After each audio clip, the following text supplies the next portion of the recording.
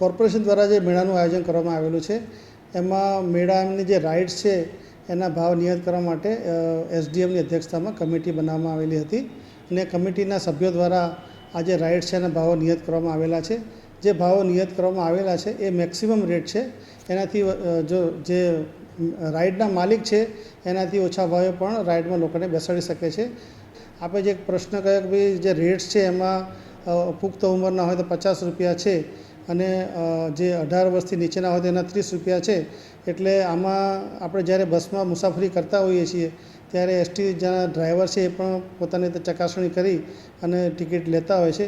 એ પ્રમાણે જે રાઇડ્સના સંચાલકો છે એ પણ જે એમને જે વ્યાજબી લાગશે એ પ્રમાણે બાળકની ઉંમર નક્કી કરી અને મને પૂરેપૂરો વિશ્વાસ છે કે જે 18 વર્ષની નીચેના હશે એનો 30 રૂપિયા લેવામાં આવશે.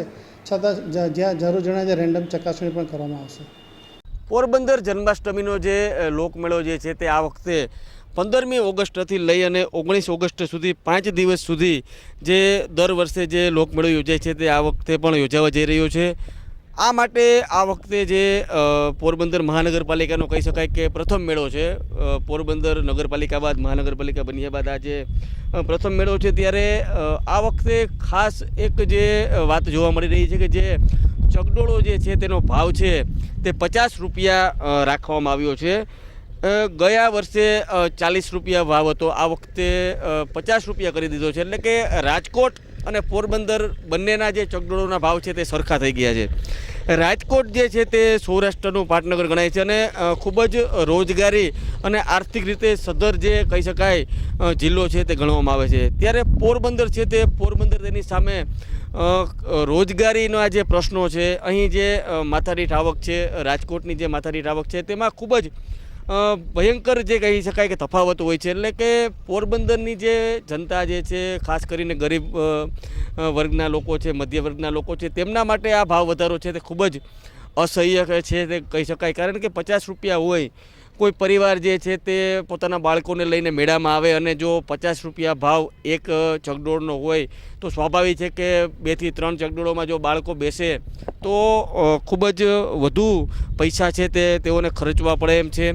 અને બીજું પણ એક જે કહી શકાય કે લોકો માટે ગૂંચવણ જે વાત જે છે કે પુખ્ત વયના વ્યક્તિ હોય તેમના માટે 50 અને જે 18 વર્ષથી નાના હોય તેમના માટે 30 રૂપિયાની જે આખી જે વાત છે તે પણ ક્યાંક ને ક્યાંક ચકડોળ ધારકો અને લોકો વચ્ચે ઘર્ષણનું કારણ પણ બની શકે. કારણ કે કોઈ પણ પ્રકારની ચોખવટ છે તે આને લઈને કરવામાં આવી નથી. અને જ્યારે વધુ ભીડ હોય છે મેળામાં ત્યારે કઈ રીતે જે ચકડોળ ધારકો છે તે નક્કી કરશે, પ્રૂફ માગશે અને પ્રૂફ માગવાનો સમય હશે કે કેમ ચકડોળ ધારકો પાસે કે આની ઉંમર 18 વર્ષથી નાની છે તો અમને 30 લેવા.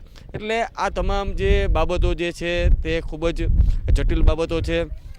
સાથે જ અત્યારે હાલ જે આપ જોઈ શકો છો કે ચકડોળો છે તે તેમને ફિટ કરવાની કામગીરી પણ થઈ રહી છે.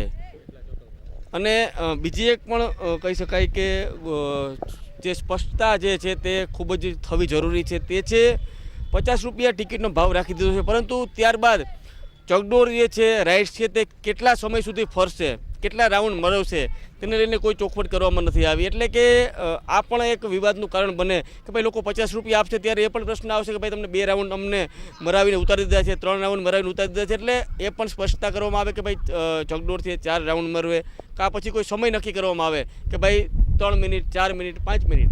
એટલે આ બાબતની પણ એક સ્પષ્ટતા થાય તે ખૂબ જ જરૂરી છે. સાથે જ મહાનગરપાલિકા દ્વારા જે ચકડોળની બહાર જે ટિકિટ બારી હોય ત્યાં પણ જે કમ્પ્લેન કે પછી કોઈ પણ જાતની જે સ્પષ્ટતા થતી હોય, નંબર જે છે તે આપવામાં આવે કે કોઈ લોકોને કોઈ ફરિયાદ હોય તો કોન્ટેક્ટ કરી શકે તેવી પણ સુવિધા કરવામાં આવે, તેવી પણ વ્યવસ્થા થાય તે ખૂબ જ જરૂરી છે. કારણ કે આવું કંઈ થશે તો લોકો ક્યાં જાણ કરશે, કઈ રીતની ફરિયાદ કરશે તે પણ લોકોને જે પ્રશ્ન છે તે હોય તો આ બાબતે નિકાલ છે તે આવી શકે અને લોકોને જે તકલીફો છે તે ઓછી થઈ શકે.